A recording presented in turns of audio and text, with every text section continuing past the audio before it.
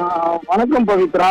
மதுரை மாவட்டம் அரிட்டாப்பட்டி, தெற்குத்தெரு, வெள்ளாளப்பட்டி உள்ளிட்ட பகுதிகளில் டங்ஸ்டன் சுரங்கம் அமைப்பதற்காக வேதாந்தா துணை நிறுவனத்தின் ஹிந்துஸ்தான் நிறுவனத்திற்கு ஒப்புதல் வழங்கிய நிலையில் கிட்டத்தட்ட 2 மாத காலமாக தொடர் போராட்டத்தில் அப்பகுதி பொதுமக்கள் ஈடுபட்டனர். மதுரை மட்டுமில்லாமல் வேலூர் மட்டுமில்லாமல் மதுரை தலாவரம் பகுதியில் மாபெரும் போராட்டம் நடைபெற்றது. தமுக்கம் பகுதியில் எதிரே கிட்டத்தட்ட ஒரு 5000க்கும் மேற்பட்ட பொதுமக்கள் கூடி அன்றைய தினம் ஒரு சாலை மறியல் போராட்டத்தில் ஈடுபட்டனர். இதில் மதுரையை ஒரு சந்திக்கும் வகையில் அந்த போராட்டம் ஏற்பட்டது பவித்ரா. இந்த நிலையில் அவர்கள் மீது கிட்டத்தட்ட 5000க்கும் மேற்பட்டோர் மீது அன்றைய தினமே வழக்கு பதிவு செய்யப்பட்டது. அதேபோல் மேலூர் மற்றும் அரட்டாப்பட்டி உள்ளிட்ட பகுதிகளில் போராட்டத்தில் ஈடுபட்டவர்கள் மீது 3 பிரிவின் கீழ் தொடர்ந்து பல்வேறு வழக்குகள் பதிவுபட்டன. அந்த வகையில் தற்போது இந்த வேதாந்தா நிறுவனத்தின் துணை வங்கிக்கு வழங்கிய அந்த ஒப்புதல் ரத்து செய்யப்பட்டுள்ள நிலையில் தற்போது இந்த பொதுமக்கள் மீது போடப்பட்டுள்ள 17,608 வழக்குகள் தற்போது ரத்து செய்யப்பட்டுள்ளது என்ற அறிவிப்பை தமிழக அரசு வெளியிட்டுள்ளது பவித்ரா.